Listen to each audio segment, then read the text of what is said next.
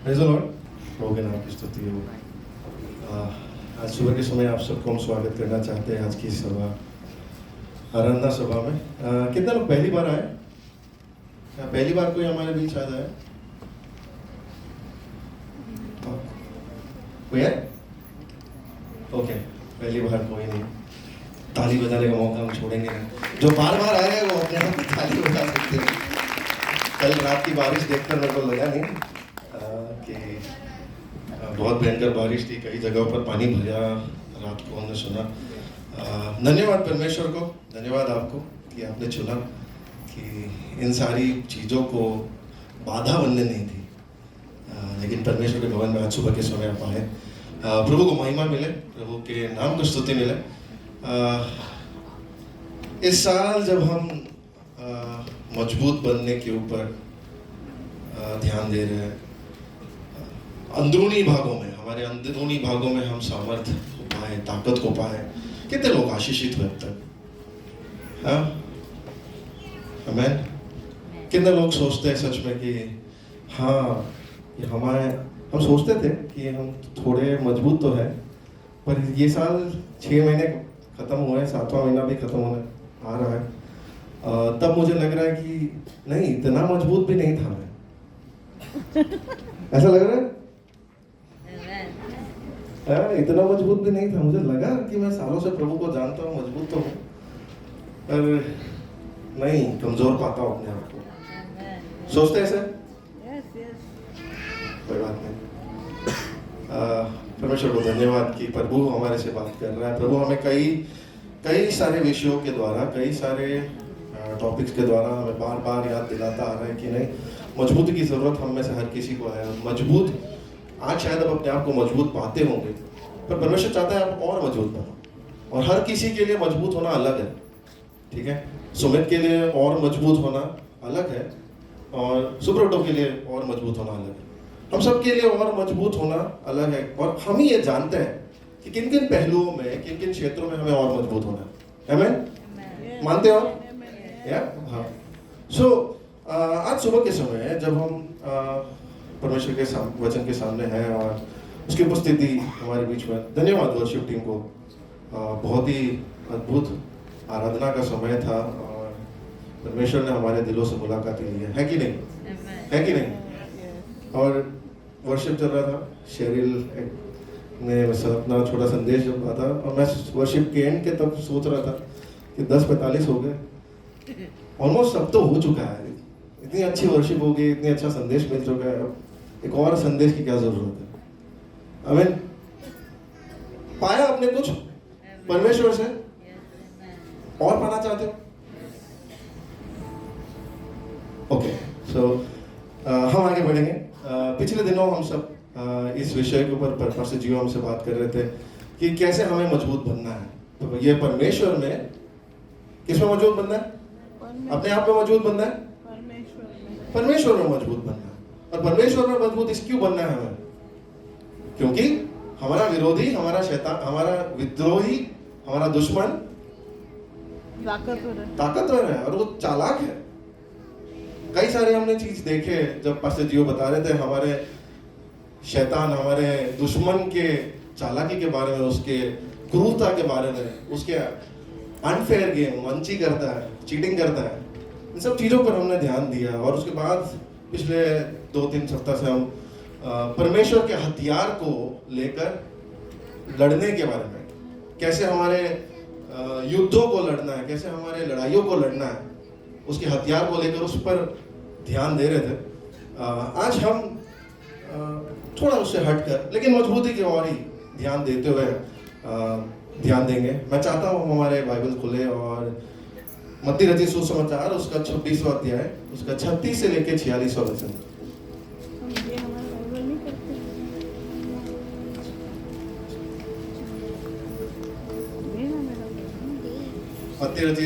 मत्ती रचित सुसमाचार 26वां अध्याय, उसके 36 से लेकर 46।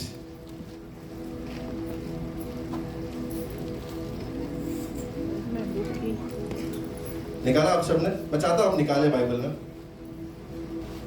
और बहन भूमि हमारी मदद करेंगे पढ़ने में, पर मैं चाहता हूँ आप भी पढ़े। इस भाग को हमने पिछले महीने की फिजिकल लाइफस्टाइल में हमने पढ़ा था। बहुत ही एक सुपरिचित और जाना पहचाना भाग है। हो सकता है आपको कई सारी चीजें इस भाग में से पता है, पर परमेश्वर की आत्मा मुझे जो बताना चाह रही थी और जो मुझे याद करा रहा था वो मैं आपके सामने आज रखना चाहता हूँ। इस भाग में से मत्ती रचित सुसमाचार 26वां अध्याय 36 से लेकर 46। तब यीशु अपने चेलों के साथ गतसमनी नामक एक स्थान में आया और अपने चेलों से कहने लगा, यहीं बैठे रहना जब तक मैं वहां जाकर प्रार्थना करूं।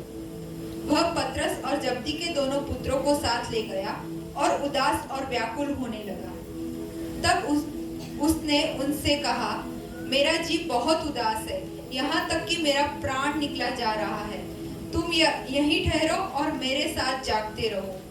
फिर वह थोड़ा और आगे बढ़कर मुंह के बल गिरा और यह प्रार्थना की, हे मेरे पिता, यदि हो सके तो यह कटोरा मुझसे टल जाए, तो भी जैसा मैं चाहता हूँ वैसा नहीं, परंतु तू जैसा चाहता है वैसा ही हो। फिर उसने चेलों के पास आकर उन्हें सोता पाया और पतरस से कहा, क्या तुम मेरे साथ एक घड़ी भी ना जाग सके? जागते रहो और प्रार्थना करते रहो कि तुम परीक्षा में ना पड़ो। आत्मा तो तैयार है परंतु शरीर दुर्बल है। फिर उसने दूसरी बार जाकर यह प्रार्थना की, हे मेरे पिता, यह मेरे पिए बिना नहीं हट सकता, तो तेरी इच्छा पूरी हो। तब उसने आकर उन्हें फिर सोते पाया, क्योंकि उनकी आंखें नींद से भरी थी। उन्हें छोड़कर वह फिर चला गया और उन्हीं शब्दों में फिर तीसरी बार प्रार्थना की। तब उसने चेलों के पास आकर उनसे कहा, अब सोते रहो और विश्राम करो। देखो घड़ी आ पहुंची है और मनुष्य का पुत्र पापियों के हाथ पकड़वाया जाता है। उठो चले, देखो मेरा पकड़वाने वाला निकट आ पहुंचा है। और एक और भाग हम पढ़ेंगे, इब्रानियों का पत्र, उसका 10वां अध्याय, उसका 35 और 36। इब्रानियों का पत्र नए नियम में आखिर के भागों में आता है, उसका 10वां अध्याय 35 और 36। इसलिए अपना हियाव ना छोड़ो, क्योंकि उसका प्रतिफल बड़ा है। क्योंकि तुम्हें धीरज धरना आवश्यक है, ताकि परमेश्वर की इच्छा पूरी करके तुम प्रतिज्ञा का फल पाओ। आमीन। सो अपना हियाव क्या करने होगा? अपना हियाव अपना हियाव ना छोड़ो। अपना हियाव यानी हियाव हम छोड़ सकते हैं। बाइबल जब कहता है कि हियाव मत छोड़ो, उसका मतलब हमारे हाथ में है कि हम हियाव पकड़े रखें या हियाव छोड़ दें। क्या कहता है? अपना हियाव मत छोड़ो, क्योंकि उसका प्रतिफल बड़ा है। क्योंकि तुम्हें धीरज धरना आवश्यक है, ताकि परमेश्वर की इच्छा को पूरी करके तुम प्रतिज्ञा का फल पाओ। आज सुबह मैं आपसे बात करना चाहता हूँ इस विषय पर, अपना हियाव मत छोड़ो। Do not throw away your confidence. क्या करना है? अपना हियाव नहीं छोड़ना है। कुछ भी हो जाए, अपना हियाव नहीं छोड़ना है। अपना हियाव नहीं छोड़ना है। आमीन। प्रभु, हम धन्यवाद करते हैं तेरे वचन के लिए। मदद कर हमारी, बात कर तू हमारे हृदयों से। हमारी हालातों को तू जानता है। तेरे उस कोमल आवाज को हम सुन पाए आज सुबह के समय। तेरे हाथों में समर्पित करते हैं। तू महिमा पाए हमारे जीवन से, यीशु मसीह के नाम। कितने यहाँ है जो कह पाते कि जब प्रतिकूल परिस्थितियां आती है ना, जब दबाव बढ़ जाता है और वो दबाव जब मेरे अंदर तनाव उत्पन्न करता है, तो मैं इनको अच्छे से हैंडल कर लेता हूँ। कितने लोग यहाँ ऐसा कह पाते? क्या यार झूठ क्यों बोल रहे? हम में से कईयों के रेज्यूम में लिखा है can work in pressure cooker situation. मैंने बहुत साल तक अपने रेज्यूम में रखा था कैन वर्क अंडर स्ट्रेंथ में।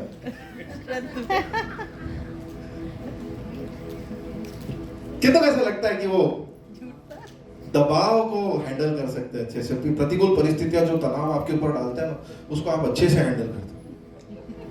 अच्छा, कितनों को ऐसा लगता है कि मुझे 3 महीने पहले बताओ, मैं अच्छे से तैयारी करूंगा, मैं अच्छे से ऑर्गेनाइज करूंगा, मैं सब कुछ सही से कर लूंगा। कितनों को ऐसा लगता है? मैं इनमें हूं एक्चुअली, मैं दूसरे वाले हूं कि मुझे एडवांस में बताओ, मुझे प्रिपरेशन का टाइम तो मैं कर लूंगा। यानी मैं दबाव को हैंडल तब कर लूंगा।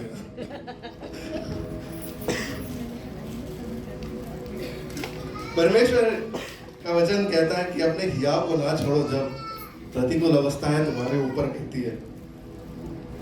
और बहुत ही दिलचस्प है ये कि एक व्यक्ति जब उसके ऊपर दबाव गिरता है ना, जब उसके ऊपर तनाव आता है, तो कैसे उसके सामने अपना प्रतिक्रिया दिखाता है। वो बहुत ही यानी इंपॉर्टेंट फीडबैक देता है उस व्यक्ति के बारे कि आपको अगर कुछ चीज किसी को सौंपना हो तो आप ऐसे लोगों को ढूंढोगे जो राइट, जब दबाव आता है, जब प्रेशर आता है तो हाँ, यानी 6 बॉल में 36 रन चाहिए, तो सामने अगर बैटिंग करना है, नए फुटबॉलर विराट कोहली, कोई नया बॉलर का नाम बोलो मेरे को, अभी रिसेंट शामी, ठीक है, सिराज जो अच्छा नहीं मार सकता, नहीं खेल सकता, यानी बैटिंग नहीं कर सकता। सिराज ठीक है, सिराज अगर 6 बॉल में 36 रन चाहिए तो आपको ज्यादा कॉन्फिडेंस किस पे होगा, सिराज पर कि युवराज सिंह पर? उसने मारा है पहले 6 बॉल में 36 रन, है ना? तो अच्छे खिलाड़ी और महान खिलाड़ी, उसमें फर्क कैसे पता चलता है? कैसे वो दबाव की परिस्थितियों में किस तरीके से प्रतिक्रिया करते हैं। टेस्ट हर किसी को सामना करना पड़ता है, परीक्षा का हर किसी को सामना करना पड़ता है, पर परीक्षा में जब एक दबाव भी हो तब वो परीक्षा का कुछ अलग ही फीलिंग है। कितने लोगों ने पिछले आई थिंक अप्रैल में था audition, grace has got talent, हाँ, वर्शिप टीम के लिए ऑडिशन था, कितने लोगों ने यहाँ से पार्ट लिया था उसमें ऑडिशन में? कुछ ही लोग, काफी लोग गए होंगे। अच्छा ओके, अच्छा आपको ऐसा लगता है, हम में से कईयों को ऐसा लगता है कि हम बाथरूम में बहुत अच्छा गाते हैं, या हम अकेले होते तो मैं बहुत अच्छा गाता हूँ, मेरी आवाज मुझे अच्छी लगती है, मैं गाता हूँ, लगता है? और जो गए थे, आप लोग को भी ऐसा लगता है घर पे कि हाँ हम अच्छा गाते हैं, पर उस ऑडिशन के टाइम पे जब 3 जज बाहर बैठे थे और आप स्टूडियो के अंदर गा रहे हो, माइक सामने, कितनों के पैर कपकपाए थे? कितनों की ऐसा लग रहा था कि आवाज निकल नहीं रहा है गले से? हाँ, जब सामने दबाव हो तब परफॉर्म करना मुश्किल हो जाता है। और वो बताता है कि कैसे हम परिस्थितियों का सामना करते हैं। और मैं समझता हूं कि दबाव या तनाव ना हर किसी को आता है, ऐसा नहीं है, वो उम्र देखता नहीं है, ठीक है, वो देखता नहीं है कि ये पैसे वाला है कि गरीब है, वो देखता नहीं है कि ये तगड़ा आदमी है कि हल्का आदमी है, तनाव ये सब नहीं देखता है। हर कोई तनाव और दबाव से जूझता है कि नहीं? एक फर्स्ट स्टैंडर्ड में नर्स सीनियर के जो पढ़ने वाले बच्चे को जब पढ़ाने बैठते हैं तो उसके ऊपर जो वो तनाव महसूस करता है, वो दबाव महसूस करता है, वैसा ही दबाव 15 साल से 10 साल से काम करता व्यक्ति जब अपने ऑफिस में प्रेजेंटेशन देता है तब उसको वो फील होता है। समझ में? हर किसी व्यक्ति के ऊपर ये दबाव सेम है और हम में से हर व्यक्ति इस दबाव को महसूस कर रहा है। ये सभी जगह से ये दबाव आ रही है, ये सभी जगह से दबाव आकर हमारे अंदर एक तनाव को उत्पन्न करती है। हर कोई, हम में से कुछ लोग इस दबाव को महसूस करते हैं कि दूसरों को खुश करने के लिए कि हम ना नहीं बोल पाते, तो ये दबाव हमारे ऊपर आता है और हम कहते हैं यार मुझे करना तो नहीं है पर मैं प्रेशर्ड हूँ। कई बार हम ये दबाव को महसूस करते हैं क्योंकि हमको ऐसा लगता है कि हमको दूसरे लोगों की अपेक्षाओं पर खड़े रहना है कि नहीं? कितनों का ये दबाव है कि दूसरों की जो अपेक्षा है मेरे से, उस पर मुझे खड़ा रहना है। और कई बार हम ये दबाव को इसलिए महसूस करते हैं, दूसरों की जो अनरियलिस्टिक अपेक्षा है ना, उस पे भी खड़े होने के बाद खड़ा होना है मुझे, ये सोचकर हम अपने आप को दबाव में महसूस करते हैं। कई बार हम अपने अपेक्षाओं पर खड़े होने के उस चिंता से हम दबाव को महसूस करते हैं। कई बार हम एक अच्छे माता या अच्छा पिता बनने के दबाव को महसूस करते हैं, कई बार एक अच्छे संतान बनने के दबाव को महसूस करते हैं, यार मेरे पापा मम्मी को मैं क्या करके खुश कर सकता हूँ। कई बार हम ये दबाव महसूस करते हैं कि कैसे हमारे दोस्तों के लिए हम अच्छे दोस्त बन पाए। दबाव हर कोई महसूस कर रहा है यहाँ पर, भले वो छोटा बच्चा हो या बुजुर्ग आदमी हो, जिसके पास सालों का एक्सपीरियंस है, वो व्यक्ति भी अपने जीवन में कहीं ना कहीं दबाव को महसूस करता है। और इसीलिए मुझे लगता है कि कलीसिया में इस बात पर बात करना जरूरी है, खास करके जब हम मजबूती के साल के बारे में बात करते हैं कि हम मजबूत होने का साल है, तो कैसे हम इस दबाव को, इस तनाव को हम सामना करें।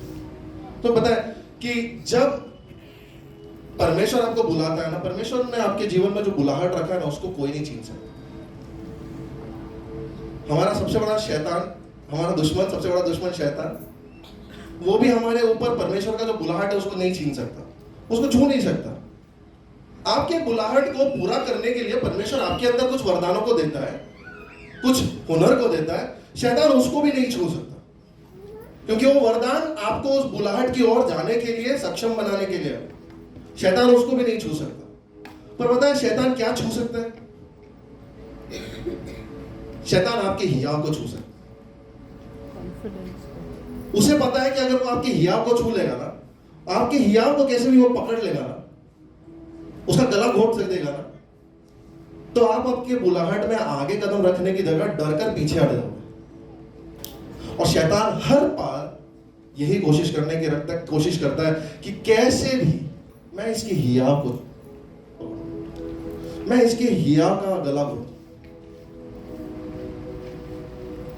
और इसलिए इब्रानी लिखने वाला कहता है, अपने हियाव को मत छोड़ो।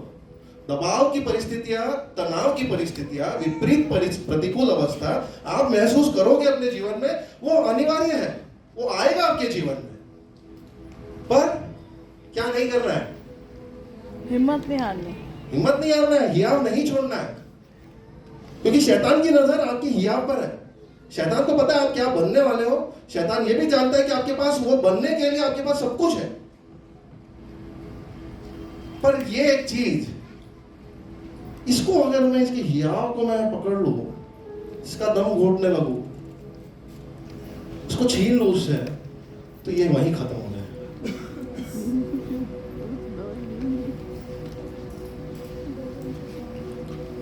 आप ऐसी परिस्थितियों में क्या करते हैं?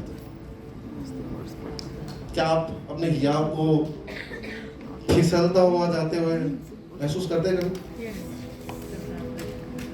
है ना? हमारे जीवन की सच्चाई, वास्तविकता है कि हम कई बार ऐसी परिस्थितियों में हमारे हियाव को ऐसे कहां निकल रहा है देखते उसको जाते हुए। और आज सुबह के समय है, प्रभु कुछ ना कुछ बताना चाहता है कैसे हम हमारे हियाव को संभालें। नहीं, दुनिया में सारे लोग है ना, ये सब तनाव को महसूस करते हैं, प्रेशर हर कोई महसूस करता है, दबाव हर व्यक्ति के जीवन में आता है, पर सबसे ज्यादा है ना एक विश्वासी के जीवन में, दूसरे लोगों से भी बढ़कर, बाहर की दुनिया से भी बढ़कर सबसे ज्यादा दबाव, सबसे ज्यादा विपरीत परिस्थितियां एक विश्वासी के सामने है। क्योंकि हमारे साथ लड़ने वाले 3 लोग तो है ही, 3 चीजें हैं। याद है आपको? पिछले संदेशों में हमने सुना था 3 चीजें डटकर हमारे खिलाफ लड़ाई लड़ रही है।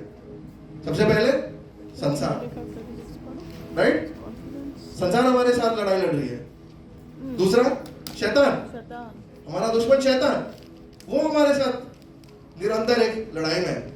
और तीसरा, ये मैं आपके लिए छोड़ रहा हूं, तीसरा हमारा शरीर, वो भी हमसे लड़ाई कर रहा है। दुनिया कैसे हमारे साथ लड़ाई लड़ रही है? दुनिया के तौर तरीके, दुनिया के जो विचारधारा है, वो परमेश्वर के राज्य की विचारधारा और उसके तौर तरीकों से बिल्कुल उल्टा है, बिल्कुल ऑपोजिट। और इसके लिए वो निरंतर हमारे साथ एक लड़ाई में है, वो हमारे पर वार करती रहती है।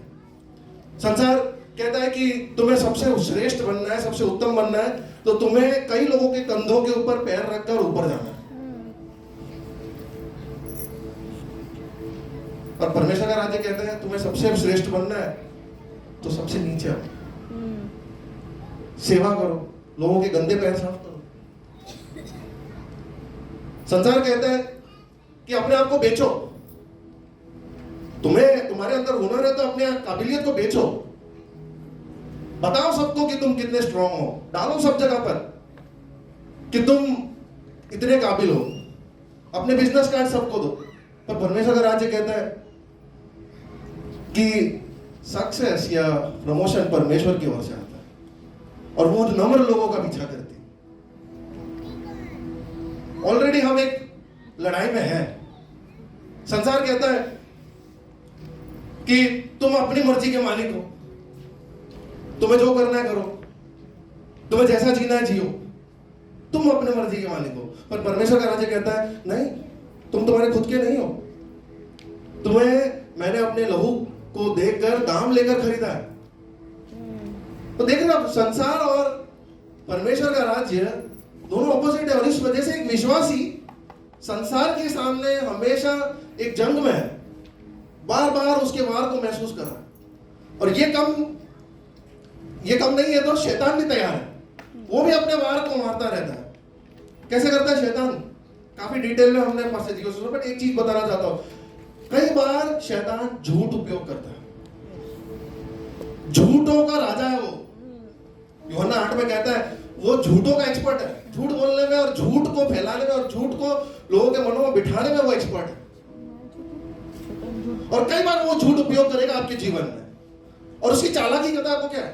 उस झूठ में से झूठ में थोड़ा सा हल्का सा द डैश ऑफ लेमन, ऐसा एक हल्का सा सच्चाई डाल देगा। शैली जैसे पूछ रही थी कि यीशु तेरे लिए नहीं आएगा, सच है, यीशु तो आया नहीं, यीशु तेरे लिए नहीं आया। झूठ उसमें हल्का सा सच डाल। और पता है खतरा क्या है? जब आप उस झूठ को सच मान लेते हो अपने जीवन में, उस झूठ को आप मान लेते हो ना, तो इससे बढ़कर भयंकर हमारे साथ कुछ और नहीं हो सकता। और ये सब कम है, संसार और शैतान अगर कम पड़ गया तो हमारा शरीर भी, ये भी एक वार हम पर बार बार करता रहता है। आप अगर 1 साल से विश्वासी हो, 3 महीने पहले प्रभु को जाने हो या 30 साल पहले प्रभु को जाने हो अपना, मैं मानता हूं हर कोई शरीर के साथ लड़ रहा है। यानी आप अगर आपके डिवोशन में सैम्स पढ़ रहे हो या लेखन व्यवस्था और प्रकटीकरण, इतने बाहरी बुक्स के डिवोशन कर रहे हो ना, तो अभी आप में से हर व्यक्ति शरीर के साथ लड़ रहा है। शरीर आपके खिलाफ, आपके मन में कई सारे ऐसे विचारों को लाता है, और विचारों को जांचते हो तो लगता है नहीं ये प्रभु की ओर से नहीं है। आप जानते हो ये प्रभु की ओर से नहीं है, और आप चाहते, अब ये भी जानते हो कि मुझे उसमें एक नवीनता की जरूरत है, मेरे विचारों में एक नवीनता की जरूरत है। शरीर बार बार आपके साथ ये लड़ाई करती है, और ये जीवन भर, आपके अंतिम दम तक शरीर आपके साथ लड़ते रहने वाले। जब आप सोचते हो कि इतना मैं समझ चुका हूं कि मैं परमेश्वर का संतान हूं, परमेश्वर मुझसे प्यार करता है, मुझे किसी और की ओर से मंजूरी नहीं चाहिए, मुझे किसी और की मंजूरी नहीं चाहिए, मुझे परमेश्वर का संतान हूं। और तब कुछ कोई ऐसा बोलकर जाता है और आपको ऐसा दुख लग जाता है, अरे यार मुझे ऐसा बोल दिया। समझ रहे हो शरीर किस तरीके से हमारे विचारों को उपयोग करता है हमारे खिलाफ लड़ने के लिए, और ये सब चीज हमारे खिलाफ लड़ रहा है। तब एक विश्वासी के लिए एक और चैलेंज है, क्योंकि हम जब कलीसिया में आते हैं और कलीसिया में आने के बाद हम एक दूसरे को देखते हैं और हम सब एक ऐसे अदृश्य दबाव को महसूस करते हैं। कोई पूछता है कैसे हो भाई, हाँ मैं बहुत अच्छा हूं। अंदर हमारी जिंदगी एकदम बेहाल होगी, तूफान आकर हमारे नाव को मार कर नाव में छेद बढ़ गए होंगे, पर हम ये तनाव को महसूस करते हैं कि ये कहना सब ठीक है। हम मुस्कुराकर ऐसे कहने की कोशिश करते हैं सब ठीक है। कैसे हो भाई? मैं ठीक हूं, प्रभु अच्छा है। नहीं प्रभु अच्छा है, मैं जानता हूं, मैं आपसे पूछ रहा हूं आप कैसे हो?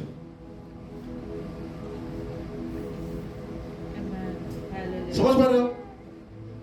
महसूस करते हो? ये दबाव को महसूस करते हो कि कलीसिया में भी आते हैं तो हम ही कई बार कसूरवार हैं। हम ही कहते हैं आज आप खुश हो,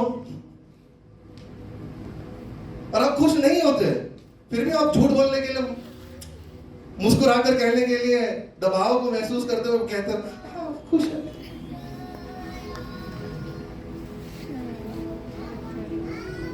इस दबाव को जब हम महसूस करते हैं, मैं चाहता हूं आप अपने पड़ोसी को कहें, पड़ोसी को देखे कहें, पड़ोसी, मेरे पड़ोसी, प्रभु अच्छा है, हर समय वो अच्छा भला है। पर एक बात जानो यार, मैं प्रभु नहीं हूं। हाँ, प्रभु हर पल अच्छा है, प्रभु भला है, पर मैं प्रभु नहीं हूं।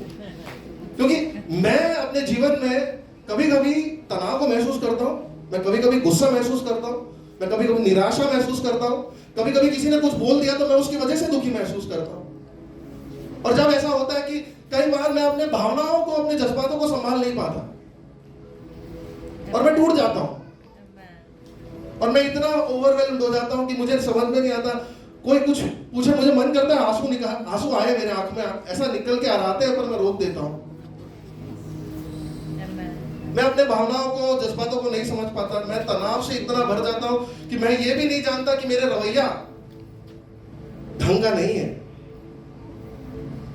ये सारी चीजें आपके ऊपर जब दबाव डालती है, विश्वासियों पर एक और नया दबाव।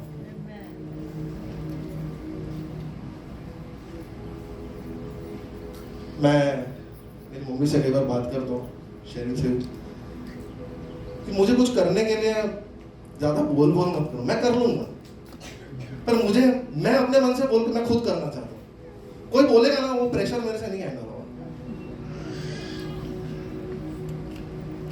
कि दबाव जो है ना, कुछ करने के लिए जो दबाव आता है तो वो हमको नहीं पसंद, पर जानते हो एक हद तक दबाव हमें जरूरी है।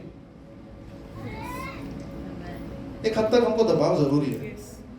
अब जानते हो कार में कुछ साल पहले तक बड़ी गाड़ियों में होता था, अभी सारी गाड़ियों में, लगभग नई गाड़ियों में आता है एक चीज करके, tyre pressure monitoring system, TPMS। वो क्या करता है, आपके गाड़ी के टायर्स में सेंसर लगे जो बताकर देता है कि गाड़ी में हवा कितनी है। ठीक है, तो एक हद से ज्यादा हवा होगी, हवा ज्यादा टायर में होने से प्रॉब्लम है। जब आप तेजी से हाईवे पर जा रहे होगे, टायर बर्स्ट हो सकता है। कम हवा में भी आप गाड़ी चलाओगे ना, तो गाड़ी के अंदर का जो वजन है, उसकी वजह से जो दबाव आ रहा है, उसकी वजह से गाड़ी का स्पीड कम हो जाता है। अगर हवा बहुत कम है तो आपका प्रोग्रेस रुक जाएगा, आप आगे आप बढ़ नहीं पाओगे, आप रुक जाओगे एक जगह पर, और उसकी वजह से भी एक्सीडेंट होते हैं। सो टायर प्रेशर मॉनिटरिंग सिस्टम अभी के सारे नई गाड़ियों में आता है, जो आपको बताकर देता है कि इतने लेवल पर हमेशा हवा रहनी चाहिए, नहीं होगा तो इंडिकेटर चलना रहेगा, और जब तक आप भरोगे नहीं तब तक वो इंडिकेटर जाएगा नहीं। हमारे वातावरण को अगर आप देखोगे, हमारे वातावरण में भी एक दबाव है, एटमॉस्फेयर में। एटमॉस्फेरिक प्रेशर 1 बार, ठीक है, ये वातावरण, ये जो हवा हम महसूस कर रहे हैं, ये वातावरण जो है उस पर एक दबाव है। उसकी वजह से हम ये ऑक्सीजन, नाइट्रोजन, सारे ये एयर को हम हवा को सांस ले पाते हैं, वो है इस पृथ्वी पर। जीरो दबाव यानी वैक्यूम, जीरो दबाव यानी वैक्यूम, यानी अगर कोई दबाव नहीं होगा ना, तो आपके मुंह से, आपके नाक से सब कुछ बहता निकलता चला जाएगा, खींच लेगी बाहर। और ज्यादा दबाव होता है ना, जब आप ऊंचाइयों पर जाते हो, दबाव बढ़ने लगता है, तो आपकी नसें फटने लगती है, कई लोगों को नाक में से खून निकलने लगता है। तो हमारे एक तंदुरुस्त जीने के लिए जमीन पे, पृथ्वी पर परमेश्वर ने भी एक 1 बार प्रेशर रखा हुआ है, यानी एक हद तक दबाव जरूरी है। क्योंकि अगर दबाव नहीं होगा ना, तो हम में से कुछ लोग जीवन में आगे जाएंगे ही नहीं। हम उस कम हवा की गाड़ी की तरह होंगे, जो जैसे ही बोझ दबता जा रहा है, बोझ बढ़ता जा रहा है, वो घिसने लगेगा, उसका स्पीड कम हो जाएगा, बहुत हवा कम हो जाएगी तो टायर वापस फट सकता है। हम में से कई लोगों के ऊपर दबाव, हम चाहते हैं कि दबाव ना ही हो, है ना हमारी प्रार्थना कई बार, प्रभु ये सारा प्रेशर हटा दे, ये सारे तनाव हटा दे, मुझे जीरो दबाव की जीवन चाहिए। पर जीरो दबाव का जीवन आपको कहीं नहीं ले जाएगा। एक हद तक दबाव हमारे जीवन में जरूरी है। कई बार वो दबाव ना होने की वजह से हम और आलसी बन जाते हैं। वो दबाव ना होने की वजह से हम चीजों की ओर सतर्क नहीं रह पाते हैं, हम समझ नहीं पाते हैं बहुत सारी चीजें, और इसीलिए वो दबाव हमें चाहिए। पर हम में से कुछ लोग ऐसे भी हैं जो ओवर इन्फ्लेटेड है, ज्यादा दबाव है हमारे ऊपर, और हम डेंजर में है कि हमारा दबाव ज्यादा होने की वजह से हमारा टायर वापस फट जाएगा। और इसीलिए चुनौती यह है कि सही अमाउंट ऑफ प्रेशर, सही अमाउंट ऑफ दबाव हमारे जीवन में हम उसमें चाहिए। और इसीलिए परमेश्वर दबाव रखता है, पर उस दबाव में हमारे क्या नहीं छोड़ना है, हियाव को नहीं छोड़ना है। जब आप हियाव को, इसीलिए बार बार वो कहता है हियाव ना छोड़े, अपने हियाव को ना छोड़े। ये दबाव रहेगी, वो हियाव तुम्हें टेंशन, वो बैलेंस को मेंटेन करने की मदद करेगी। आज जो भाग को हमने पढ़ा, उस पे जाने से पहले क्यों दबाव हमारे जीवन में जरूरी है, एक भाग पढ़ना चाहता हूं। दूसरा कोरिन्थियों का पत्र, उसका पहला अध्याय 8 से 10। हे भाइयों, हम नहीं चाहते कि तुम हमारे उस क्लेश से अनजान रहो जो आसिया में हम पर पड़ा।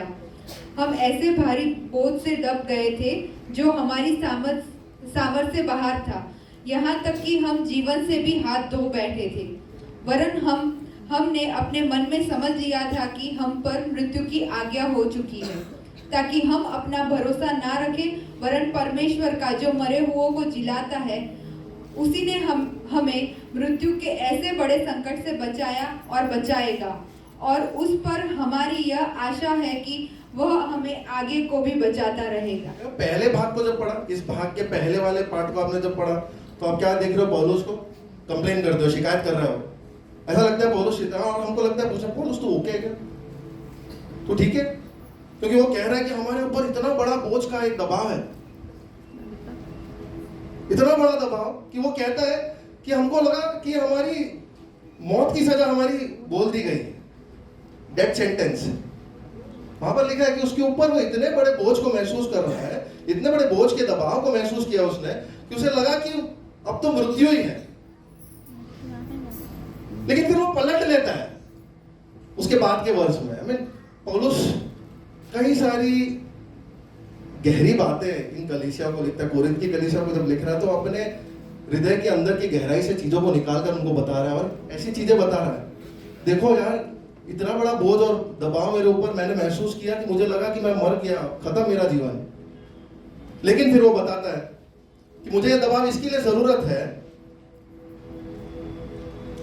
क्योंकि मैं अपने ऊपर निर्भर ना हूं, मुझे परमेश्वर की जरूरत है। तो दबाव हमारे जीवन में क्यों जरूरी है, ताकि हम अपनी बुद्धि पर, पौलुस जितना ज्ञानी, पौलुस जितना बुद्धिमान व्यक्ति, वो कहता है कि मैं अपने ऊपर निर्भर ना रहूं, मेरी बुद्धि, मेरी समझ, मेरी चतुराई, इस पर भरोसा रखने की जगह मुझे परमेश्वर की ओर भरोसा रखने के लिए, परमेश्वर पर निर्भर होने के लिए यह दबाव जरूरी था। और कईयों के जीवन में, हमारे जीवन में हमें ये कहना जरूरी है, इसका अंगीकार करना जरूरी है कि हाँ मेरे जीवन में दबाव है, मेरे जीवन में दबाव है, पर ये दबाव मेरे अच्छे के लिए है, क्योंकि वो मुझे परमेश्वर की ओर निर्भर रहने के लिए धकेलती है। ये दबाव मुझे कहती है कि मुझे और परिपक्व होना है। ये दबाव मुझे बताती है कि मुझे परमेश्वर के पास अपने घुटनों पर घिरना है। कई बार ये दबाव नहीं होता ना तो हमारा जीवन ऐसे ही स्मूथली निकल जाता है, बिना परमेश्वर के आए। और सोचो जिंदगी भर ये दबाव नहीं होते तो हम कभी परमेश्वर के पास आते नहीं। मुश्किल है जब आपके जीवन में आप दबाव को महसूस कर रहे हो, जब आपके जीवन में तनाव को महसूस कर रहे हो, ऐसी विपरीत परिस्थितियां, तब मुश्किल है आराधना करना, तब मुश्किल है अपने विश्वास को जताना, तब मुश्किल है ये ऐलान करना कि मेरा यीशु मेरे लिए राह खोलेगा। और आप अपने आप को परख सकते हो कि क्या आप एक सच्चे मसीही हो कि नहीं। जब ऐसे तनाव भरी परिस्थितियों में आप क्या चुनते हो? क्या आप परमेश्वर को आराधना करना, उसके पास अपने घुटनों पर जाना, ऐसी परिस्थितियों में चुनते हो कि नहीं? जब सब कुछ अच्छा होगा, परमेश्वर आपके जीवन में सब कुछ अच्छे से कर रहा होगा, तब बहुत आसान है। जब सारी चीजें आपने जिस तरीके से प्लान किया ना, उस तरीके से सब चीजें होने लगती है, तो बहुत आसान है परमेश्वर को धन्यवाद कहना। पर जैसे ही आपने कुछ प्लान किया था और उसके अनुसार कुछ नहीं होता, क्या तब भी आप परमेश्वर के ऊपर अपने विश्वास को लगा सकते हो? क्या तब भी आप ये कह सकते हो मेरा खुदा है महान? क्या तब आप कह सकते हो मेरा प्रभु भला है? तब आप आराधना में आज जो गीत गा रहे थे, ऐलान कर रहे थे, क्या तब वो आप कर सकते हो? शद्रक, मेशक, अबेदनगो 3 इब्रानी लड़के थे जिनके ऊपर जब दबाव आया, वो दबाव के सामने उन्होंने क्या कहा कि परमेश्वर हमें बचाए या ना बचाए, हम नहीं छोड़ेंगे, हम किसी और की आराधना नहीं करेंगे। उन्होंने अपने हियाव को नहीं छोड़ा। और बाइबल में हम देखते हैं कई सारे लोग जिन्होंने अपने हियाव को नहीं छोड़ा है। और ये दबाव जब आप पर आता है, दबाव आपको प्रार्थना की ओर ले जाता है, दबाव आपको परमेश्वर की ओर निर्भर करने के लिए अपने आप को ले जाता है, और साथ ही साथ वो आपको ये भी बताता है कि हमारी परिपक्वता का जो सफर है ना, वो खत्म नहीं हुआ, वो चल रहा है। हम कार्य वर्क इन प्रोग्रेस है, हम पर कार्य चल रहा है। यीशु, परमेश्वर को मैं बहुत धन्यवाद देता हूं कि उसने यीशु के जीवन से उसने हमको बताया। यीशु जो सब कुछ जानता था, ठीक है, सब कुछ जानता था, उसको पता था कि वो संसार में क्यों आया, पर फिर भी उसके जीवन के अंत के दिनों में, हमने जो भाग मत्ती रचित सुसमाचार में पढ़ा, उसके जीवन के अंत दिनों के पास किया, उसको पता है क्रूस बहुत नजदीक है, और उसको पहले से पता है कि मैं क्रूस पर चढ़ने के लिए आया हूं, है कि नहीं? पता है कि नहीं यीशु को? पर प्रभु उस यीशु के मन को, उसके विचार को, उसके दिल को हमारे सामने खोल कर रखता है इस भाग में। यानी उसको पता है कि मैं क्रूस पर चढ़ने वाला हूं और मैं इसी के लिए आया हूं, मेरा पर्पस ये है। ये सब जानकर आने के बावजूद ये यीशु भी ऐसी परिस्थिति से जा रहा है जहां उसके ऊपर कई बड़ा दबाव है, कई प्रकार के तनाव है, कई दुख है। हम उस भाग में हमने पढ़ा किस तरीके से वो दुखी था, किस तरीके से उस दबाव को महसूस कर रहा था। और इस भाग में से 4 बातें मैं आपको बताना चाहता हूं, 4 बातें जो हमारे हियाव को ना छोड़ने के लिए हमें मदद करेंगी। ये 4 बातें यीशु के जीवन से जो हमें हमारे हियाव को पकड़े रखने के लिए समझाएंगे। सबसे पहला बात, हमें जरूरी है एक ट्रेलर की। ट्रेलर यानी ट्रक वाला ट्रेलर नहीं, मूवी के ट्रेलर पता है? हाँ, कितनों को मूवी ट्रेलर पसंद है? मूवी के ट्रेलर देखे ना? ट्रेलर क्या करता है? ट्रेलर पिक्चर आने से पहले ही उसके बारे में हमको बताता है। 3 घंटे का पिक्चर, पर उसको 2 मिनट में संक्षिप्त कर कर अच्छे सीन निकाल कर, टेंशन वाली सीन निकाल कर, सस्पेंस बिल्ड कर कर वो ट्रेलर छोड़ देता है। हमें ऐसी ट्रेलर की जरूरत है। किसकी ट्रेलर? किस चीज की ट्रेलर? परमेश्वर ने जो हमसे वादा किया ना, परमेश्वर का जो मकसद है हमारे जीवन का, उसके बारे में एक ट्रेलर की हमें जरूरत है।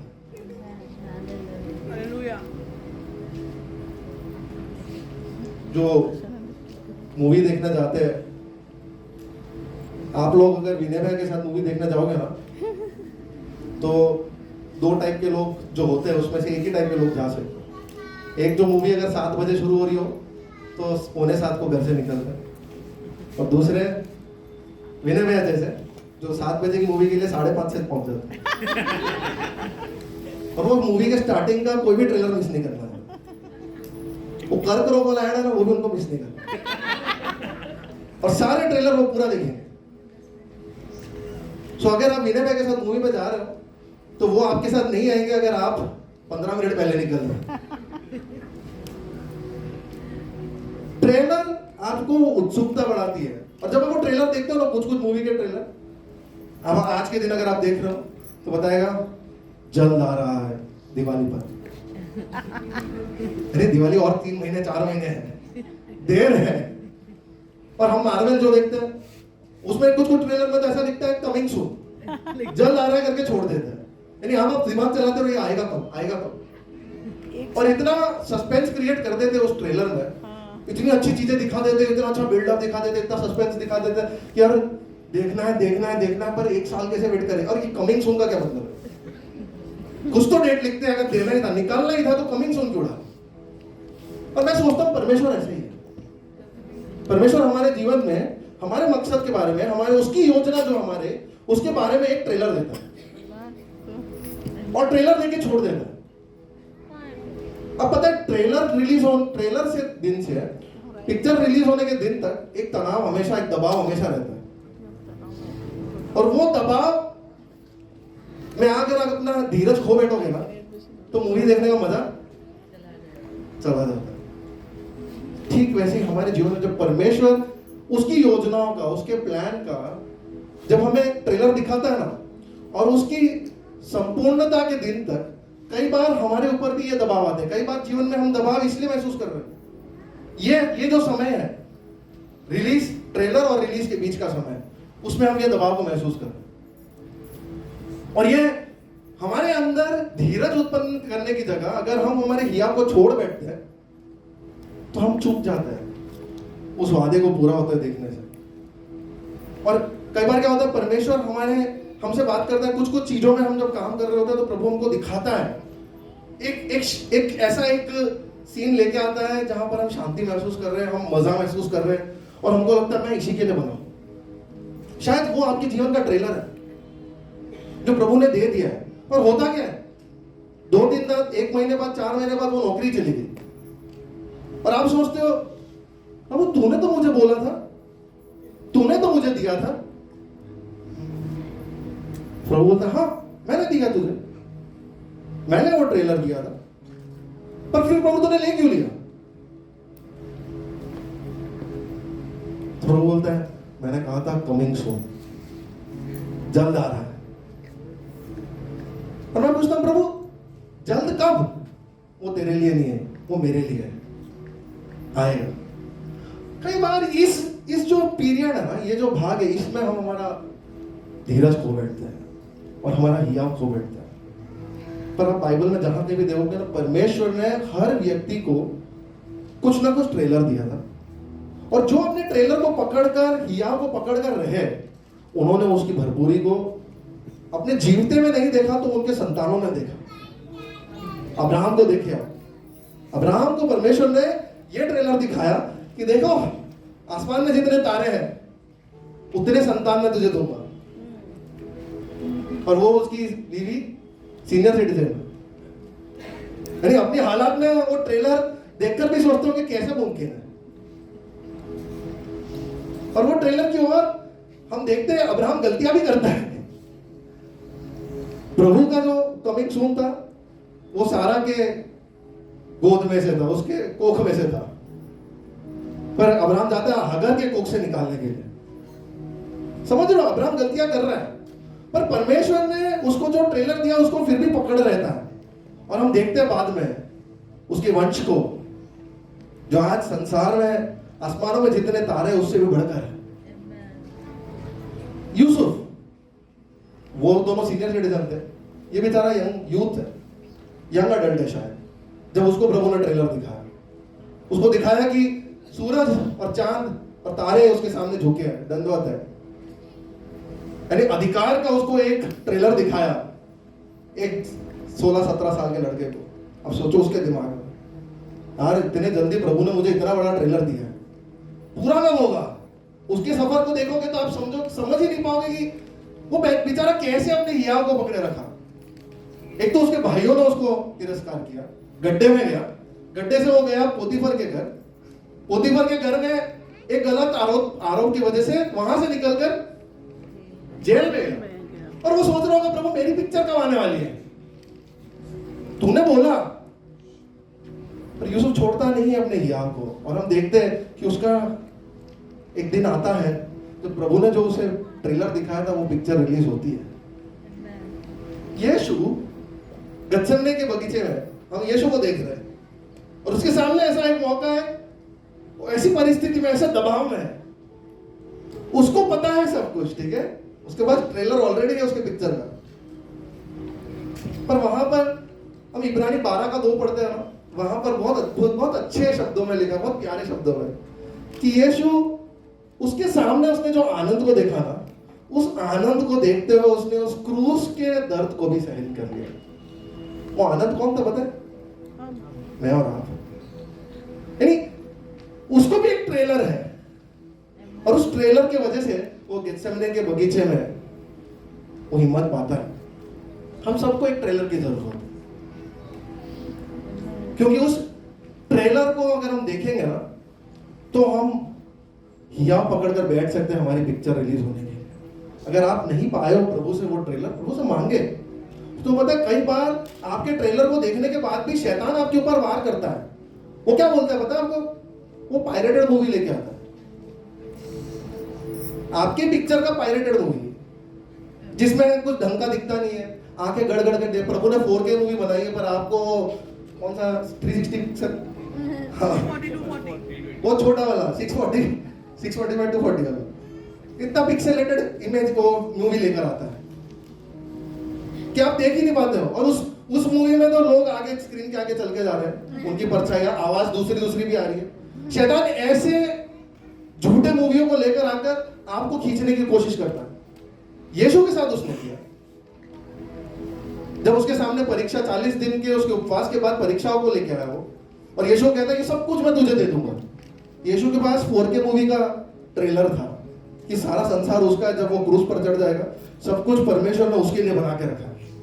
उसके पास ये 4K मूवी है, और शैतान उसको अभी पायरेटेड मूवी लाकर दे रहा है, कह रहा है ये सब कुछ मैं तुझे दे दूंगा, तू सिर्फ इधर से ऊपर से नीचे कूद, इधर से कूद, स्वर्गदूत तुझे बचा लेंगे, और मेरे सामने डंडोट हो जा कि सब कुछ मैं तुझे दे दूंगा। यीशु के रवैये से हम जानते हैं, तेरे इस झूठ में मैं नहीं आना, क्योंकि मुझे क्रूस तक चढ़ना है।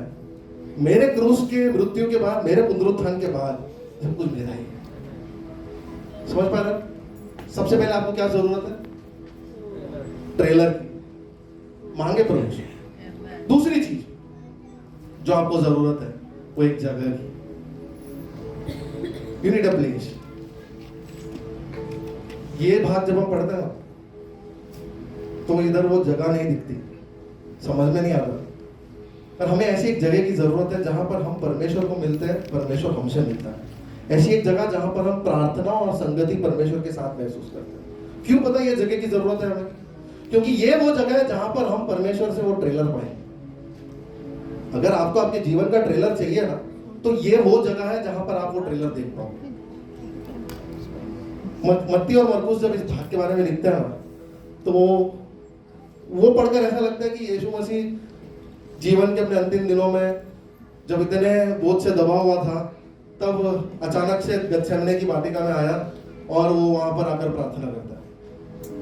लेकिन लूका अपने सुसमाचार में स्पष्ट करता है बात को। लूका रचित सुसमाचार 22वें अध्याय उसका 39वां वचन। तब वह बाहर निकलकर अपनी रीति के अनुसार जैतून के पहाड़ पर गया और चेले उसके पीछे हो लिए। वो बाहर निकलकर अपने रीति के अनुसार, वो बाहर निकलकर अपने रीति के अनुसार, इंग्लिश में लिखा है एज यूजुअल। यीशु वहां से निकलकर एज यूजुअल अपने रीति के अनुसार, जैसे वो किया करता था वैसे वो गेत्सेमने गया। यानी गेत्सेमने उस दिन रात को यीशु गलती से पहुंचा नहीं था। यीशु रेगुलरली गेत्सेमने में प्रार्थना के लिए जाता था, और क्योंकि यीशु गेत्सेमने में जाता था, वो तैयार है उसके सामने जो आया है उसको हैंडल।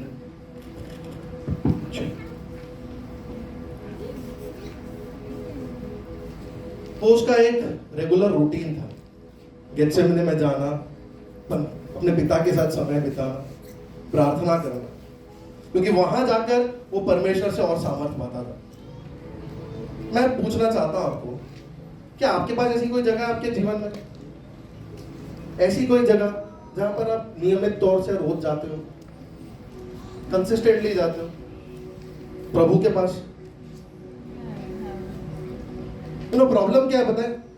हमें ना 108 बिलीवर में से कई 108 सर्विसेज की तरह विश्वासी है कि जब इमरजेंसी आता है ना, तो हम फोन करते हैं 108 में इमरजेंसी की जरूरत, हमें एम्बुलेंस की जरूरत है, हमें अभी तुरंत अटेंशन की जरूरत है। हम प्रभु के साथ भी यही करते हैं कि अच्छा सब चल रहा होता है, कुछ नहीं करते, और जैसे ही बुरा आता है हम 108 करके प्रभु को बुलाते हैं। प्रभु को कोई प्रॉब्लम नहीं, आप 108 में प्रभु को बुलाओ ना, प्रभु आता है, क्योंकि वो इतना करुणामय, इतना अनुग्रहकारी है। पर जो बाइबल पर विश्वास करता है ना, वो 108 बिलीवर नहीं है।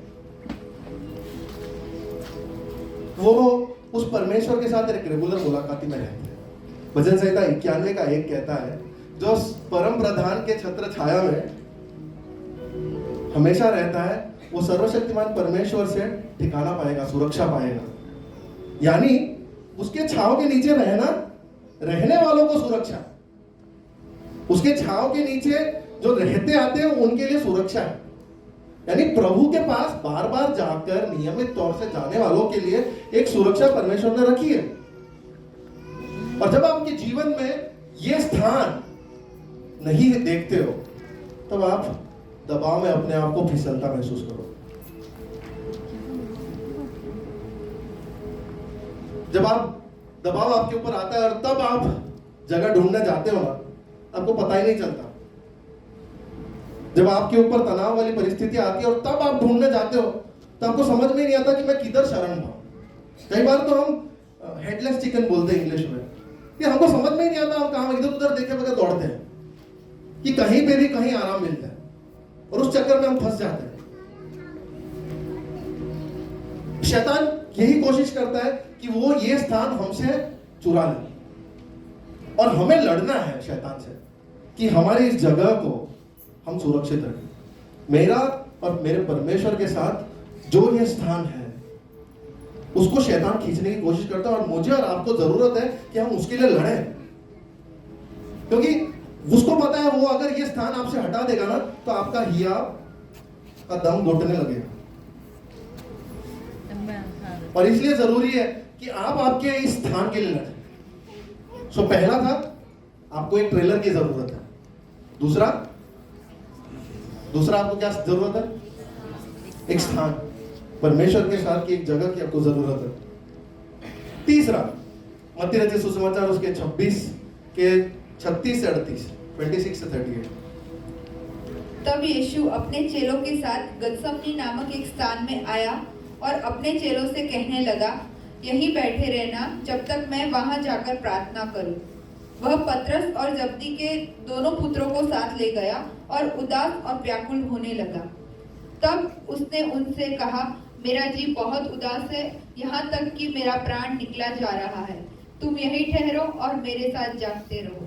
देखो, पहला आपको एक ट्रेलर की जरूरत है, दूसरा आपको परमेश्वर के साथ एक जगह की जरूरत है, तीसरा आपको सही लोगों की जरूरत। यहां पर यीशु 11 चेलों के साथ जाता है, क्योंकि 12वां तो गया है उसको फंसा, उसको धोखा देने के लिए। ने 11 चेलों के साथ यहाँ पहुंचा है, और वहां पहुंचने के बाद वो कहता है 8 से तुम लोग रुक जाओ, मैं जाता हूँ प्रार्थना करने, और तुम 3 मेरे साथ चलो। सोच रहे हो वो 8 क्या सोच रहे होंगे? अगर मैं उस 8 में मैं बोलता, प्रभु मैं नहीं आऊं क्या तेरे साथ?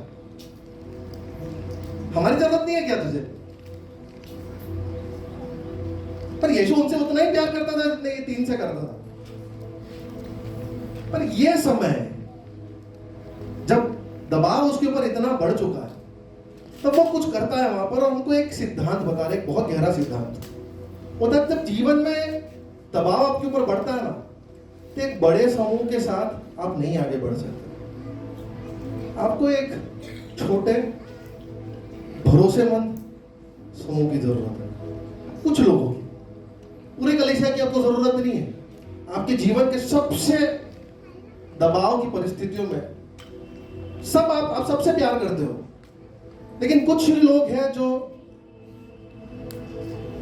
आपके साथ इस दबाव की परिस्थिति में आपके साथ खड़े रह सकते हैं।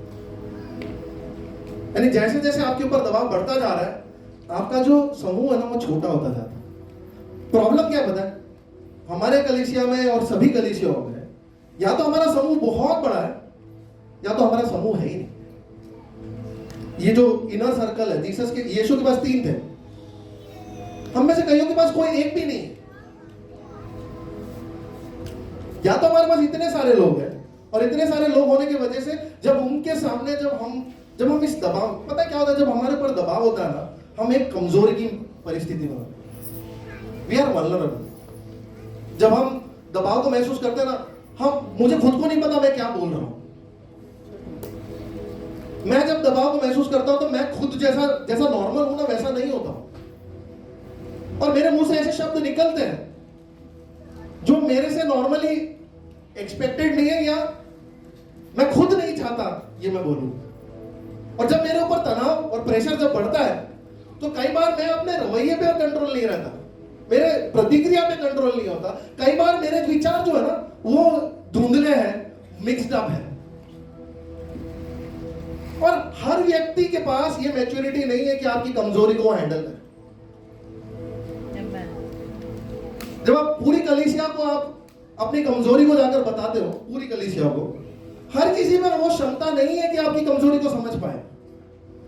वो नहीं समझ पाते कि आप ये कमजोर परिस्थिति में ये शब्दों को आपने कहा है, या एक आत्मीयता की उस परिस्थिति में जहां पर सिर्फ उन्होंने आपको बुलाया है और आपने इन शब्दों को उनको कहा है।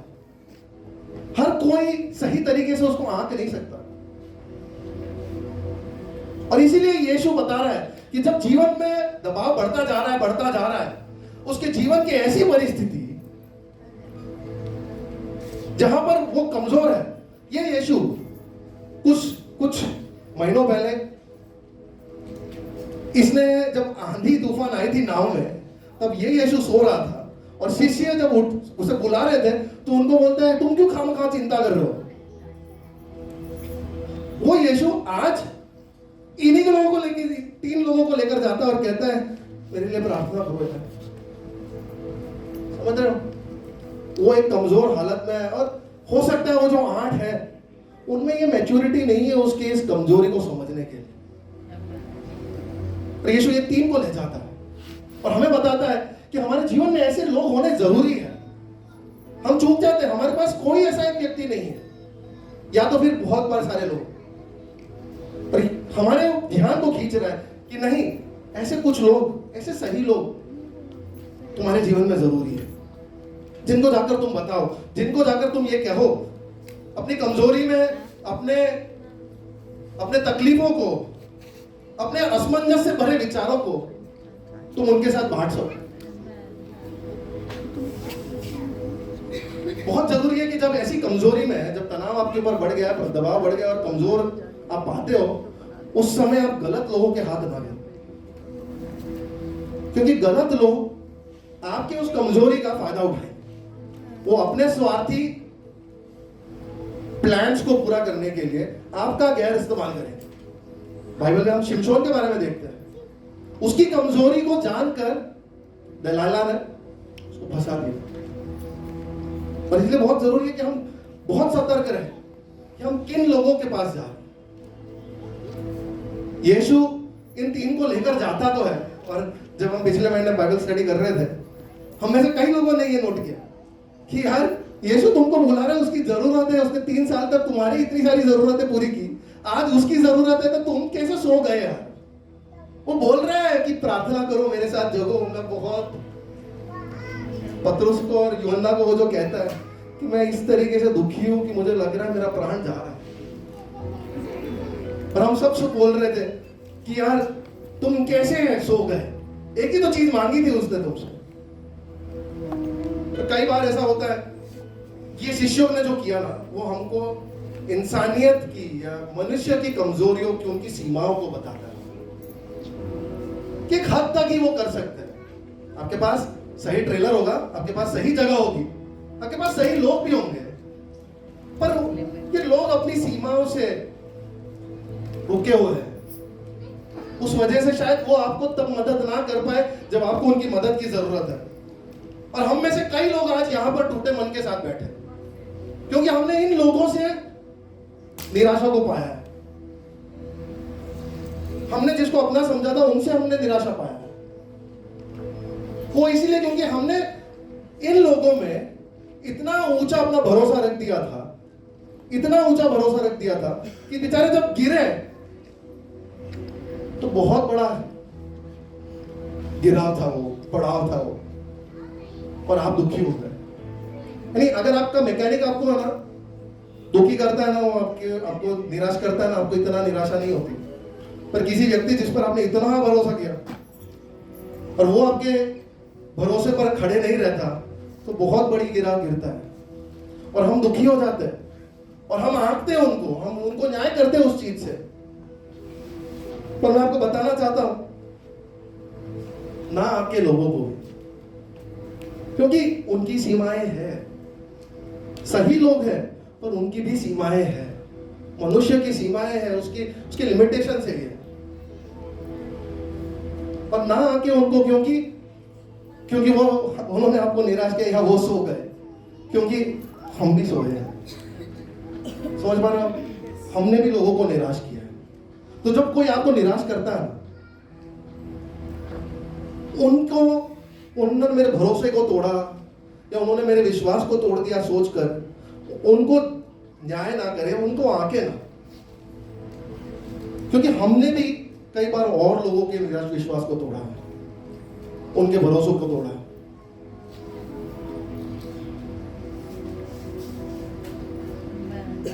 हम प्रार्थना कर सकते हैं परमेश्वर से कि प्रभु मुझे एक ऐसी जगह पर पहुंचा जहां पर मैं एक वो सही व्यक्ति बन पाऊं, ऐसा विश्वास योग्य व्यक्ति बन पाऊं मेरे भाई के लिए, मेरी बहन के लिए जो तकलीफ में, मैं ऐसा व्यक्ति बन पाऊं।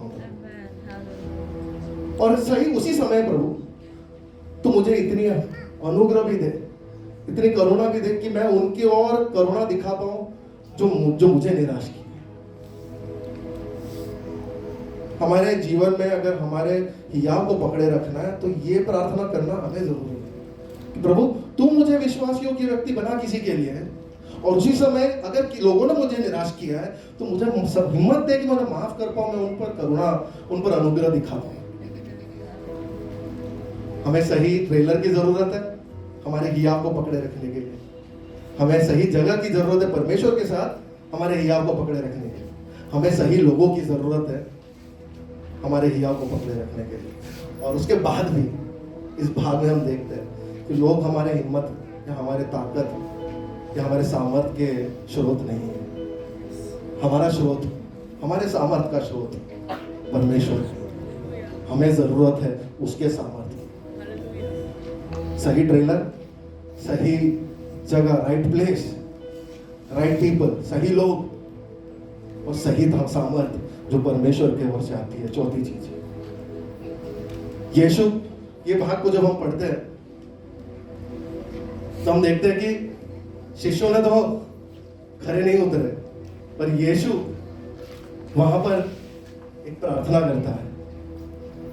वो कहता है प्रभु मेरी इच्छा नहीं तेरी इच्छा।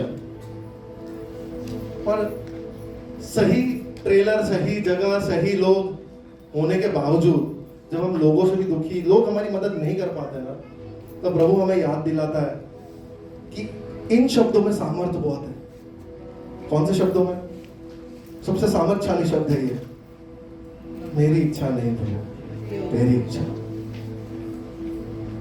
क्योंकि ये एक समर्पण के शब्द है जो आपके लिए हिम्मत लेकर आता है। लूका रचित, मत्ती और मरकुस के बारे में नहीं बताते, पर लूका रचित सुसमाचार में उसके 22वें अध्याय के 42, 43, 44 को हम पढ़ेंगे। वहां पर कुछ लिखा है। ये भाग को जब मैं मत्ती में बचपन से जब पढ़ता आ रहा था, मैं हमेशा यीशु के तकलीफ को ही देख रहा था और मैं चूक गया था कई बार कि वहां सामर्थ के बारे में जो लिखा है। मत्ती नहीं लिखता, मरकुस नहीं लिखता, पर लूका लिखता है। लूका 22, हे पिता, यदि तू चाहे तो इस कटोरे को मेरे पास से हटा ले, तो भी मेरी नहीं परंतु तेरी ही इच्छा पूरी हो। तब स्वर्ग से एक दूत उसको दिखाई दिया जो उसे सामर्थ्य देता था। वह अत्यंत संकट में व्याकुल होकर और भी हार्दिक वेदना से प्रार्थना करने लगा और उसका पसीना मानो लहू की बड़ी बड़ी बूंदों के समान भूमि पर गिर रहा था। उसने पहले तो प्रार्थना की, प्रभु ये कटोरा हो सके तो मुझसे हटा ले, तो अभी मेरी नहीं परंतु तेरी इच्छा पूरी। और जब उसने ये कहा तब 43वां वचन जो मैं कई बार चूकता था बताता है कि यीशु जब ऐसी परिस्थिति में था, जब उसने ये शब्दों को कहा तब मुझे सामर्थ मिली। एक स्वर्गदूत उसको दिखाई दिया जिसने उसे सामर्थ दी। Hallelujah, hallelujah. कई बार क्या होता है, मेरी इच्छा ये है प्रभु इसने मेरे साथ ये किया है तो मैं इसके साथ ये करूं। तो प्रभु कहता नहीं, मेरी इच्छा ये नहीं है, मेरी इच्छा है तो उसको माफ कर। मेरी इच्छा कहती है कि उसने मेरे साथ इस दिन ये गलत काम किया था, उसे याद रख। प्रभु कहता है नहीं, तू उसे भूल जा, उसे माफ कर, उसको छोड़ दे। जब हम ये शब्दों को हमारे जीवन में जब बोलते हैं तब हम उसकी ओर से सामर्थ पाते हैं। यीशु ने ये प्रार्थना की, प्रभु ये कटोरा मेरे लिए बहुत मुश्किल है, हो सके तो इसे हटा दे, लेकिन मेरी इच्छा नहीं तेरी इच्छा पूरी हो। और तब स्वर्गदूत वहां प्रकट हुआ और उसने उसे सामर्थ्य दी, ऐसी एक सामर्थ्य दी कि आज उसके सामने जो दुख जो तकलीफ थी उसको सामना करने के लिए हिम्मत दिया। जिस दबाव में यीशु था उस दबाव में अपने हियाव को ना छोड़ने के लिए वहां पर वो एक अलौकिक सामर्थ को पाता है। और परमेश्वर का वचन कहता है वो अलौकिक सामर्थ वो हमको देने के लिए भी तैयार है, पर हमें क्या करना है उसके लिए? इन शब्दों को कहना, प्रभु मेरी इच्छा नहीं तेरी इच्छा। कई बार हम इन दबाव को जब महसूस करते हैं, इन विपरीत परिस्थितियों में, तनाव में जब हम टूट रहे होते हैं, तो हम ये कहते हैं प्रभु ये हट जाए, कब खत्म होंगे ये? तो कई बार हम इसके लिए सामर्थ्य नहीं पाते क्योंकि हम चाहते हैं कि ये हट जाए। और प्रभु कहता है नहीं, क्या तू ये कह सकता है मेरी इच्छा नहीं प्रभु तेरी इच्छा पूरी हो? अगर तू ये कह सकता है कि मेरी इच्छा नहीं तेरी इच्छा पूरी हो तो मेरा सामर्थ्य है। हालेलुया। कितने लोग यहाँ गवाही दे सकते हैं कि जीवन की परिस्थितियों में आपने अपने आप को टूटता पाया, आपको लगा कि अब हो गया, अब इससे ज्यादा मैं सहन नहीं कर सकता, इससे ज्यादा मैं सहन नहीं कर सकता, और आज मुड़कर देख रहे हो तो वो 2 साल पहले की बात थी, आज भी आप खड़े हो। कैसे खड़े रहे आप? प्रभु ने आपको सामर्थ्य दी। हमें से कई गवाह है कि परमेश्वर हमको सामर्थ्य देता आया है।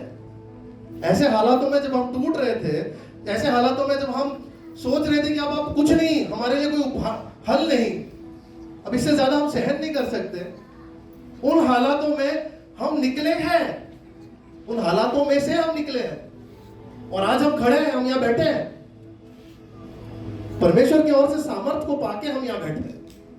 और हर बार जब जीवन में ऐसी परिस्थिति आती है वो एक और गवाही तैयार करके जाती है और आपको बता के अगली बार याद दिलाती है, देख उस टाइम में भी मैंने तेरे लिए किया था, आज भी मैं तू यहां खड़ा है वो उसका सबूत है। आपको लगता है आप ताकतवर नहीं हो, आप मजबूत नहीं हो, प्रभु आपको बता रहे कि तू मजबूत है, तू जितना अपने आप को सोचता है उससे कहीं बढ़कर मजबूत है, तब तू यहां खड़ा है आज। आमीन, हालेलुया। हम कई बार सिर्फ उस पसीने, खून के पसीने को देख रहे हैं और उसकी वजह से हमारा ध्यान सामर्थ्य से हट जाता है। उन पिछले समयों में, उन पिछले परीक्षाओं में, उन पिछले हालातों में से कैसे परमेश्वर ने निकाला, उस बचाव को भूलकर हमारा ध्यान सिर्फ अभी दबाव पर है, हमारा ध्यान सिर्फ उस तनाव पर है, हमारा ध्यान सिर्फ उस प्रतिकूल परिस्थिति पर है और इसके लिए हम पिछले परिस्थितियों में परमेश्वर ने जो सामर्थ्य दिया है उसे नहीं देख पाए। पौलुस कहता है दूसरे कोरिन्थियों के पत्र 4 अध्याय के 8 और 9 में, हम चारों ओर से क्लेश तो भोगते हैं पर संकट में नहीं पड़ते, निरुपाय तो है पर निराश नहीं होते, सताए तो जाते हैं पर त्यागे नहीं जाते, गिराए तो जाते हैं पर नष्ट नहीं होते। मैं हम चारों ओर से क्लेश तो भोगते हैं, साथ में पढ़ेंगे हम ये शब्द, हम चारों ओर से प्रसंग, या पढ़ेंगे साथ में ये शब्द, हम चारों ओर से क्लेश तो भोगते हैं पर संकट में नहीं पड़ते, निरुपाय तो है पर निराश नहीं होते, सताए तो जाते हैं पर त्यागे नहीं जाते, गिराए तो जाते हैं पर नाश नहीं होते हैं। क्यों नहीं होते? क्योंकि वो अपने सामर्थ्य को भेजता है। हालेलुया। वो उसके अलौकिक सामर्थ्य को भेजता है। जब आपके पास सही ट्रेलर है, जब आपके पास सही जगह है परमेश्वर के साथ, जब आपके पास सही लोग हैं,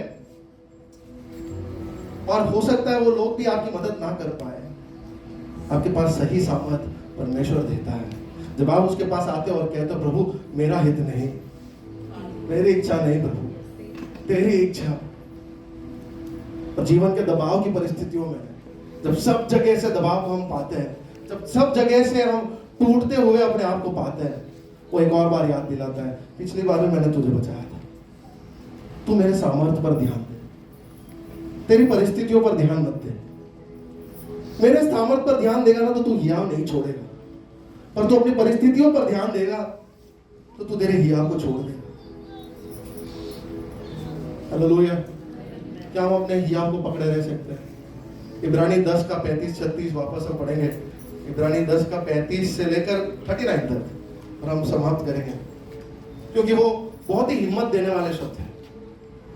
मैं नहीं जानता आपने पढ़ा है कि नहीं, पर अगर आपने नहीं पढ़ा है तो इस समय उसे ध्यान से पढ़े। इसलिए अपना हियाव ना छोड़ो, क्योंकि उसका प्रतिफल बड़ा है। क्योंकि तुम्हें धीरज धरना आवश्यक है, ताकि परमेश्वर की इच्छा पूरी करके तुम प्रतिज्ञा का फल पाओ।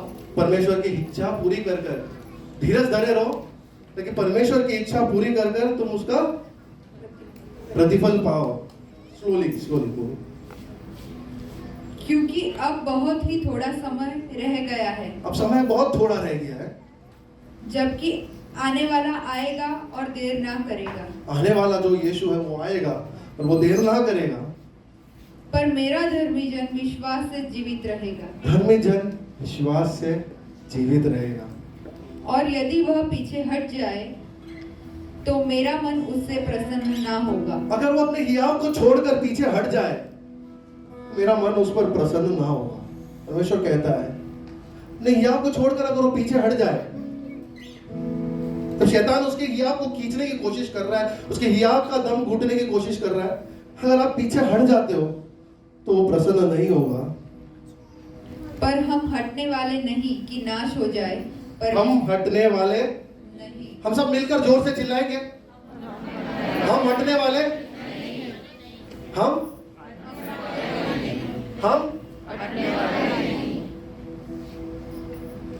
कि हमारा नाश हो जाए। पर हम कौन है? विश्वास करने वाले हैं हम विश्वास करने वाले हैं कि प्राणों को बचाए। Hallelujah, hallelujah. हम पीछे हटने वालों में नहीं है।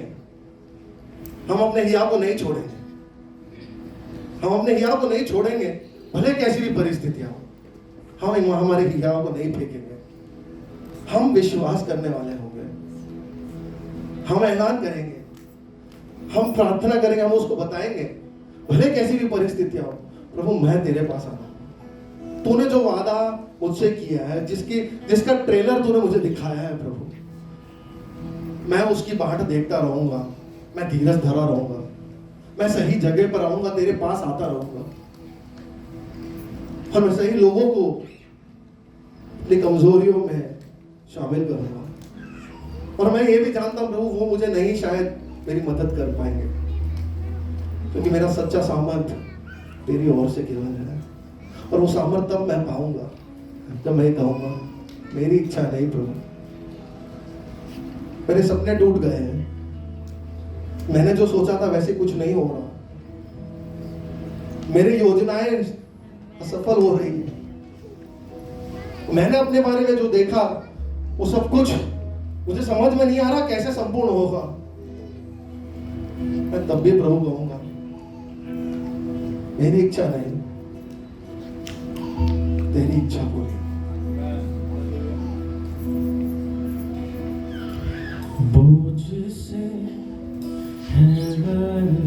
तू दबा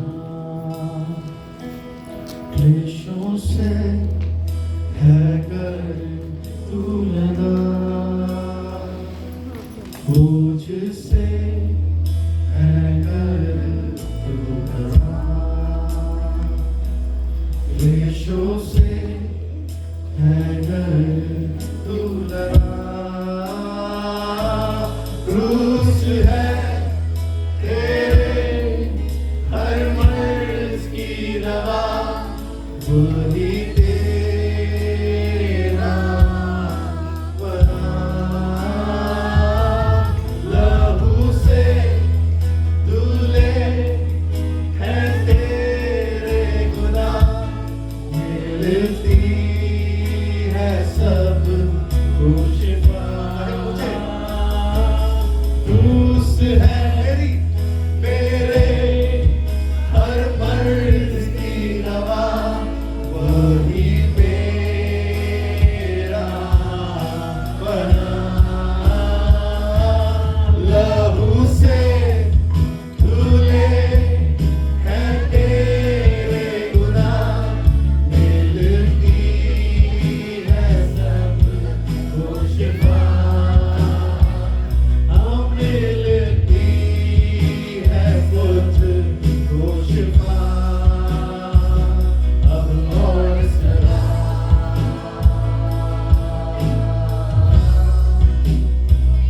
अब और सदा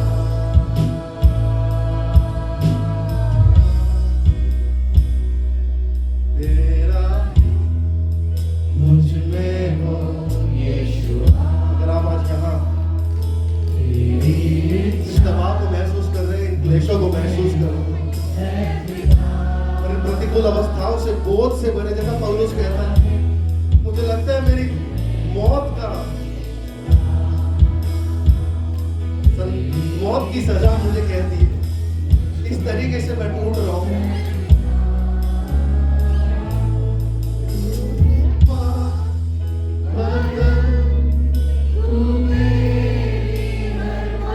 अब ये प्रार्थना बनाया प्रभु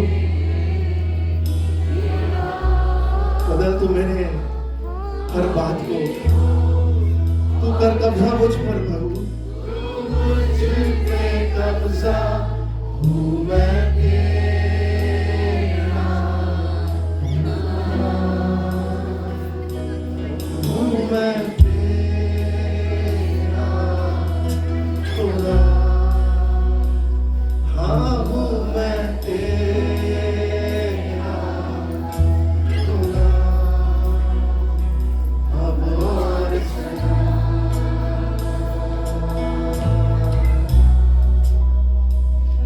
अब और सदा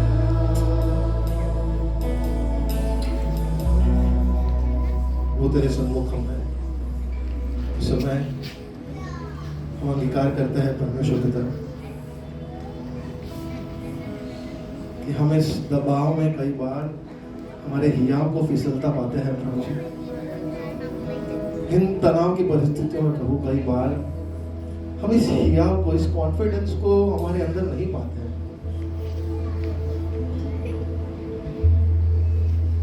मैं जानता हूं यहाँ कोई है इससे परमेश्वर इस समय बात कर रहा है प्रभु बता रहा है आपको कि आप हर दिशा से शायद आप दबे हुए हो आप दबाए गए हो शायद तुम्हारे अपनों ने तुम्हें दबाया हो ये संसार तुम्हें दबा रही है हो सकता है तुम्हारे खुद के विचार तुम्हें दबा रही है तुम्हें तोड़ने की कोशिश कर रही है तुम्हें निचोड़ने की कोशिश कर रही है तुम्हारे अंदर के उस हियाव को निचोड़ कर निकालने की कोशिश कर रही है प्रभु कहता है मैं हूं तेरे हर मर्ज की दवा मेरा क्रूस तेरे उस हर तकलीफ की दवा है मैंने तेरे लिए एक शांति एक आराम तैयार किया है मेरे पास आ मैंने जो तुझसे वादा किया है उस वादे को तू समझ मैंने जो ट्रेलर तुझे दिखाया है क्या तू धीरज रख सकता हमसे पूछ रहा है क्या हम धीरज रख सकते हैं, क्या हम पकड़े रह सकते हैं, क्या हम नियमित रूप से उसके साथ एक संगति में रह सकते हैं। ऐसा नहीं कि प्रतिकूल अवस्थाओं में, आपातकालीन परिस्थितियों में उसके पास आए, लेकिन एक नियमित रूप से उसके पास रहते हुए, उससे बल पाते हुए हमारे अंदरूनी भागों में हम सामर्थ्य को पाए, ताकि हमारा हियाव वैसा का वैसा स्थापित रहे। क्या हम कह सकते हैं प्रभु मेरे हिसाब से चीजें नहीं हो रही, मेरे सपने पूरे नहीं हो रहे, या मेरी योजनाएं संपूर्ण नहीं हो रही प्रभु, मैं नहीं समझ पा रहा मेरा भविष्य क्या है, मैं नहीं समझ पा रहा आगे सब कुछ धुंधला है। पर क्या तब भी हम कह सकते हैं मेरा हित नहीं प्रभु, तेरा हित पूरा।